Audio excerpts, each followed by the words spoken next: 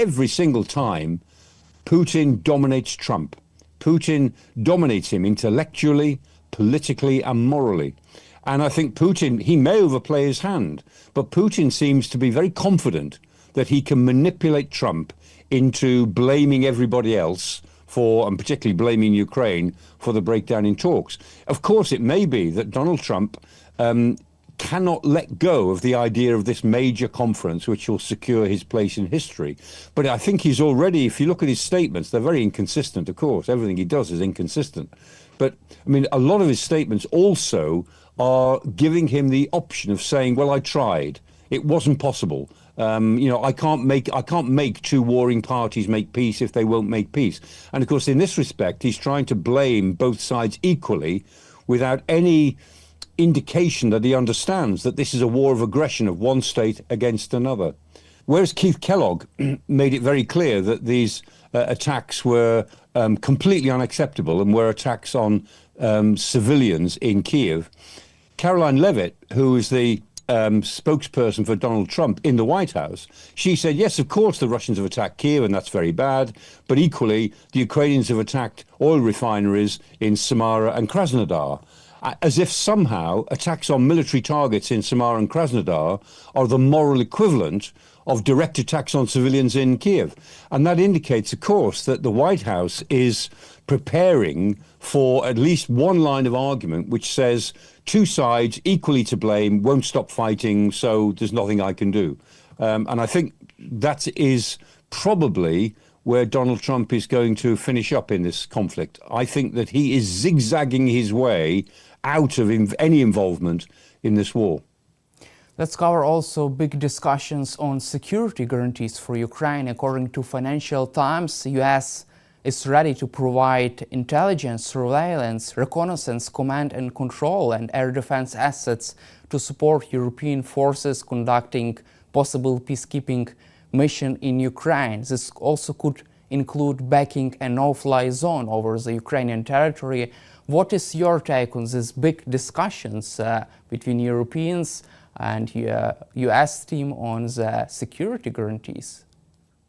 Yeah, these are interesting discussions which are going on at a fairly low level between officials in the Pentagon and European defense ministries, and in Ukraine as well, of course.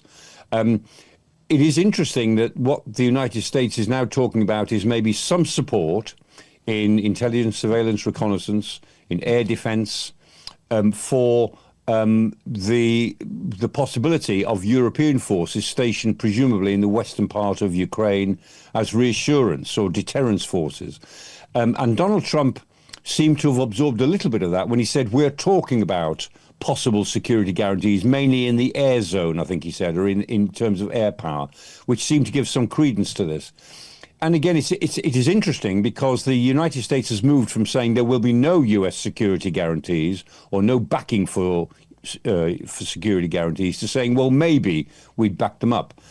So that may be a positive signal, but it's a very small signal because security guarantees will have to be quite big in order to make any difference to Ukraine's situation. And President Zelensky, I think, was very right when yesterday he said that with the discussion of security guarantees has got to be held at leadership level, not at the officials level, because officials can talk about these things all the time. It's what they do. They think about hypothetical ideas and planning ideas so that they give themselves the options that we can do this or we can do that or we do something else, and they look at how they'd use their resources. That's just an intellectual exercise.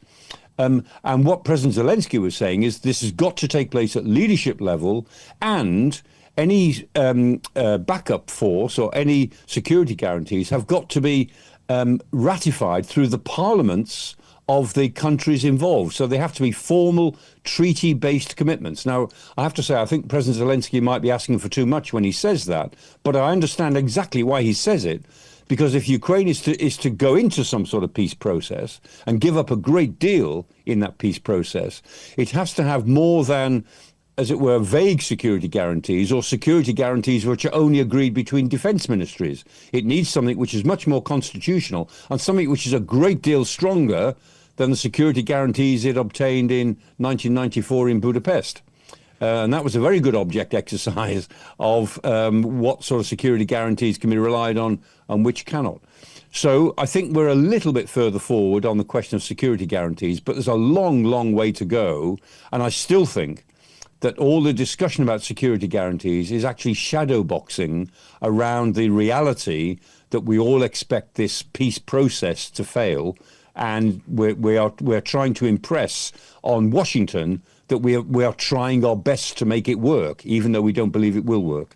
Also, according to politicals, there are also discussions about the possibility of deploying peacekeepers from the third country, from the neutral country. And there has been an interesting report by Financial Times that Trump reportedly proposed to deploy Chinese troops to Ukraine as in form of peacekeeping force. What is your assessment of this idea of the third country deploying troops to Ukraine? Is it a credible and real option?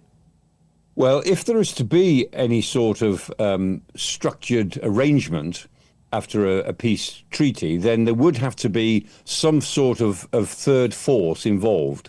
And for political reasons, as well as logistical reasons, it would make sense that a third force would have to be from a non-European country. Now, it may not have to be such a big force. Originally, President Zelensky said, well, we'd need probably about 190,000 troops to look after a border of 1,000 kilometers. And I know what he means. But it is possible you could envisage rather fewer troops than that, say 60 or 70,000, using a great deal of surveillance technology, of drones, of aerial surveillance, in which there might be some help from other countries to actually monitor what happens across the border. But whether it's a relatively small number of troops or a large number of troops, it is logical that those troops would have to be non-Europeans. And I think that's a reasonable assumption. Whether it's possible to find them is a completely different question. And whether Chinese troops would ever take on this role, I think, is extremely doubtful. I mean, you'd be looking at troops, say, from Indonesia or Malaysia, possibly India, possibly Latin American countries. A number of the Latin American countries have got good records in deploying peacekeeping troops. And any European troops, which would be much smaller in number, we're talking about maybe 30,000, maybe 40,000 at the outside, they'd be a long way behind those lines, acting as a deterrent and a reassurance force. But again, I have to say, you can look at it on paper, you can draw a map with all these lines on it. My own political common sense tells me that we can plan for it, but it's almost impossible to see it happening, certainly this year.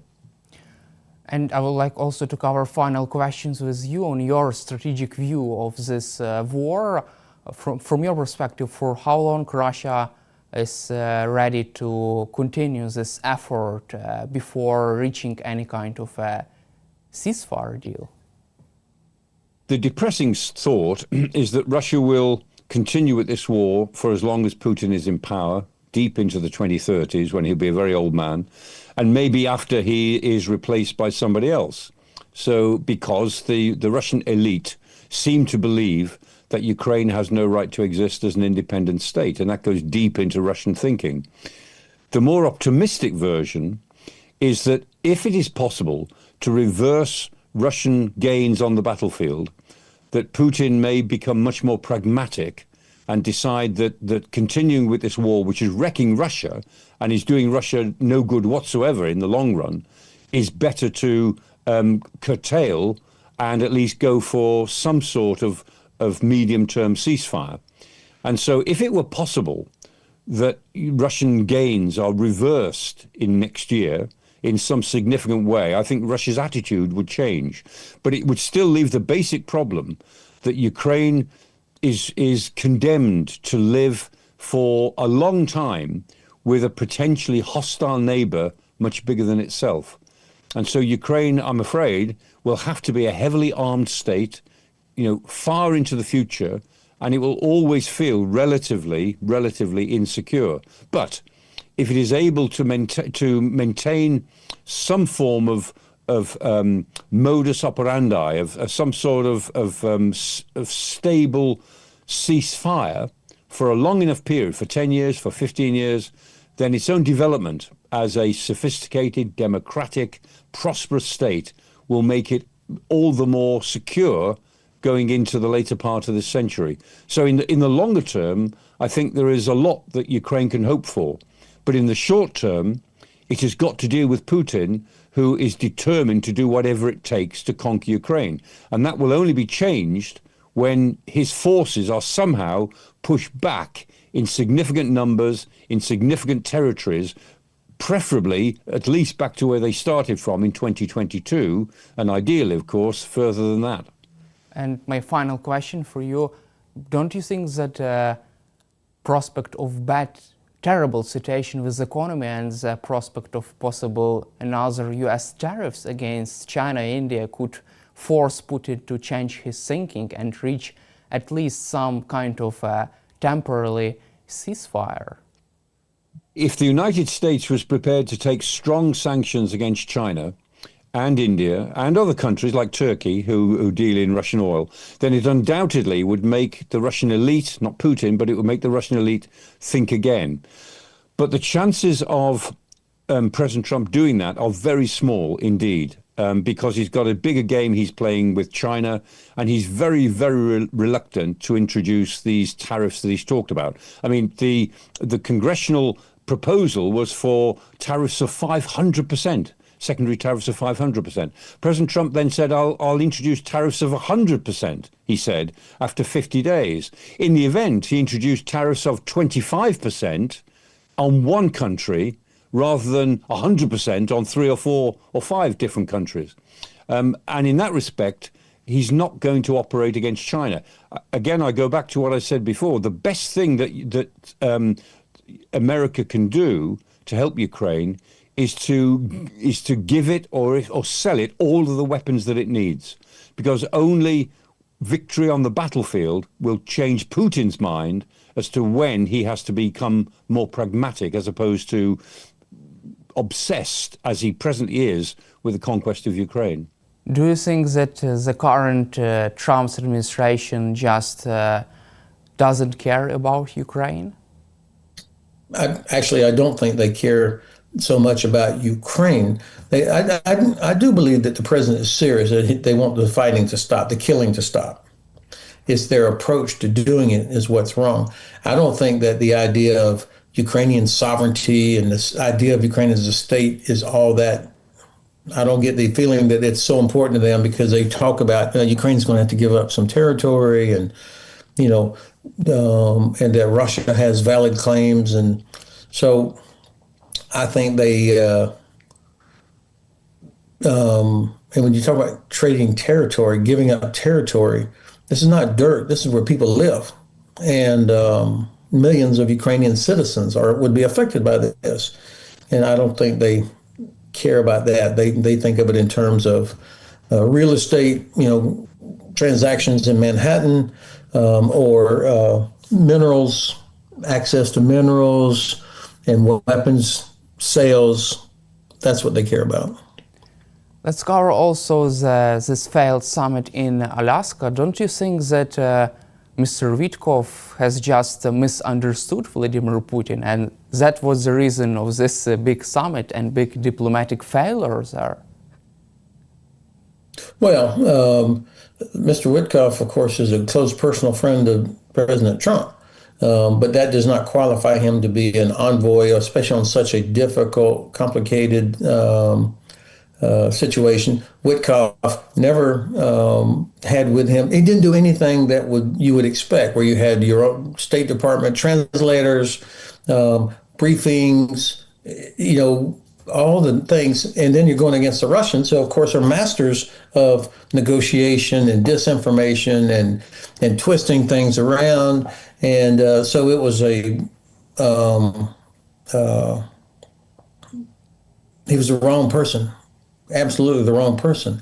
So whether it was misunderstanding, which is certainly possible because of this failure to have legitimate government translators, but also just the idea you can sort of, we're the U.S. and we got a good deal, and that somehow this would be effective. Just absolute total amateur hour, and so That's a lot of the reason why we are where we are. And the Russians, of course, see all this. They have no respect for this administration, and they are pretty sure that Trump is not ever actually going to make them suffer any consequences for what they do. And so, unless Europe can increase the pressure enough, the Russians are not going to feel the need to really change what they're doing or to stop doing what they're doing. The one thing that could happen, and I've been hoping it would, but so far I have been disappointed, is that my president, would finally get tired of being mocked by the Russians, of being disrespected by the Russians, and he would get angry and use this enormous amount of leverage he has over Russia. But so far, he has not been willing to do that, and I just don't see him changing. I hope I'm wrong on that, of course. Also, there is a big discussions on security guarantees for Ukraine. According to Financial Times, the US is ready to provide intelligence, surveillance, reconnaissance, command and control, and even back a no-fly zone in Ukraine in case of a ceasefire deal is reached. What is your take on this big debate, discussion on security guarantees and some kind of positive statements from President Trump about the US readiness to contribute to this effort? Well, I have no confidence that the Trump administration would actually do something substantial for a security guarantee. I wish they would. I wish we would be in the middle of it, that we would be providing air power, logistics, intelligence, everything that was needed, along with European allies, to help provide a deterrent. And this is what's been missing, Daniel, from this whole the conversation about security guarantees. What the hell is a security guarantee?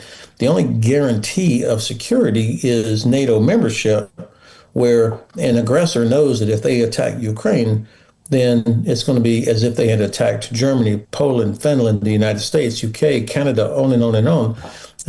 And so that's as close as you can get to a guarantee against armed attack. And it's worked for almost 80 years. Now, short of that, what can we do to help Ukraine defend itself and to deter? That's what we're talking about now. Security guarantee means that Russia would stop attacking Ukraine. What would be required to do that? And I think it's a combination of things. Obviously, there's a lot that can be done economically before you put any troops on the ground anywhere. Using Russian frozen assets, stopping the export of Russian oil and gas, investing huge amounts of money into Ukraine's defense industry, so that Ukraine becomes like Israel, that it can create everything it needs, almost everything it needs by itself. That would be one part. The second part, of course, would be something that helps protect cities from drone and missile strikes. And I think that we ought to be doing for Ukraine what we do for Israel, where we had U.S., British, French, Jordanian pilots flying in Israel to stop Iranian missiles from hitting Israeli cities. And we've done the same thing against the Houthis in the Red Sea. So why can't we do this to help Ukraine? Of course, if you put a pilot up in the sky, you have to, number one, be prepared to attack enemy air defense. We would never put a pilot up if we hadn't already didn't have the capability in place to destroy Russian air defense. So that means, any talk about air support, other than, logistics and transport, where you have to be talking about suppression of enemy air defense, to include shooting Russian air defense inside of Russian-controlled parts of Ukraine or even inside Russia. And you also have to assume that a pilot eventually will be shot down. And so you have to be, are you prepared to go in and pick him or her up if they land inside Russian-controlled territory or inside Russia? These are things that have to be sorted out. It's not just a magic shield that you would put over Ukraine. And then finally, if you're going to put troops on the ground in Ukraine, and I am for it, there's three or four things that would have to be answered. Number one, what is their mission? What do you want out? Do they just hang out in outside of Kiev or in Lviv or Kharkiv or Kherson? What are they doing? What's their job? So make it clear what their mission is.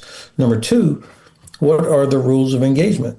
If we're going to put soldiers there, they have to be authorized to shoot back immediately without having to go back to Brussels or London or Berlin to ask permission. And so the rules of engagement part of this is very important. That's very hard to work out. That's very difficult to work that out, but that has to be a part of any deployment of troops. And then, of course, how are they integrated into Ukrainian defense? I mean, are they in separate little islands, or are they deployed as a second sort of line of defense behind, or are they, the airspace, air defense would have to be integrated with Ukrainian air defense. These are the kind of things that need to be sorted out. People are already talking about, well, it'll take 25,000 or 50,000. How do you know the number if you haven't even identified what they're going to do yet? So I'm all for it. I just think that we haven't done, at least publicly, that I'm aware of. All that hard work has not been done. I am sure that in the French and British ministries of defense, and probably in the German, and maybe even in the Pentagon, they've done a lot of the hard staff work to figure these things out. But publicly, I don't get the feeling that the diplomatic work has been done yet. Also, according to Politico, there are even discussions about the possibility of deploying as a third country neutral forces to Ukraine. Financial Times suggested that Trump was considering even the possibility of deploying Chinese troops to Ukraine. What is your reaction to this, another debate on the possibility of deploying so-called third country forces to Ukraine? Yeah, the only thing dumber than deploying Chinese forces to be peacekeepers would be putting more Russians in to be peacekeepers. I mean, that's what a ridiculous act. Why would you give the Chinese the opportunity to get their boots on the ground and get in there? And they're the ones that are supplying Russia. They're buying Russian gas and supplying Russia with the capability to kill Ukrainians. So whoever thought that was a good idea has no clue about what actually is going on or how these things work. So this is an administration, or you got at least people in the administration.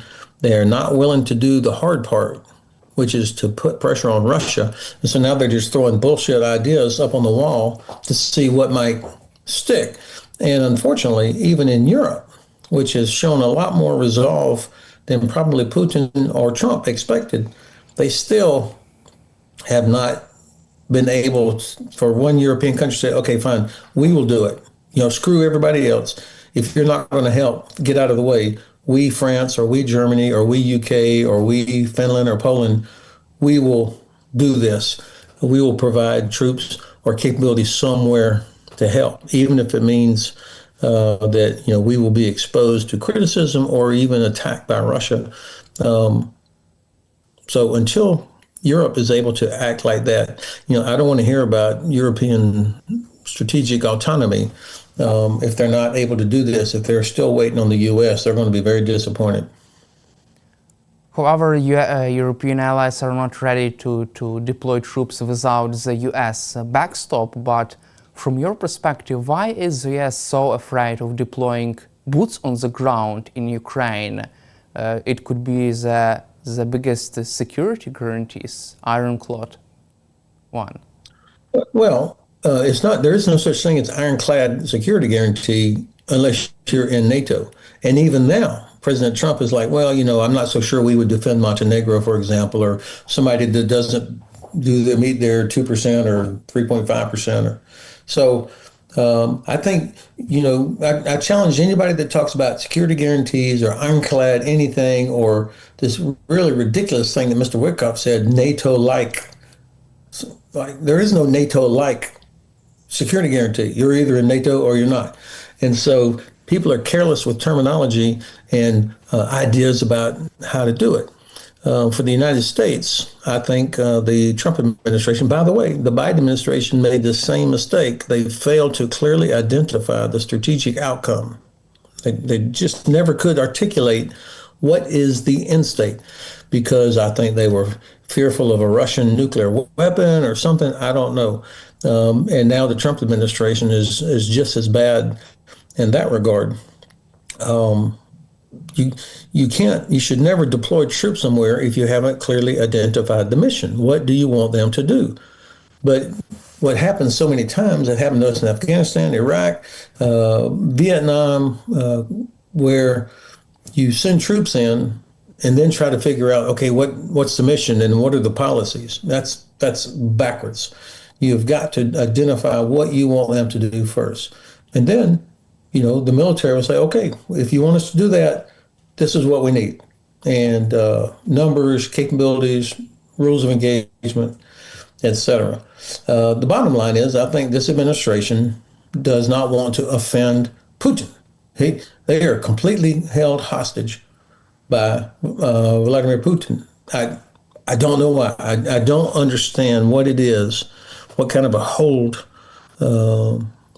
the Kremlin has on this administration.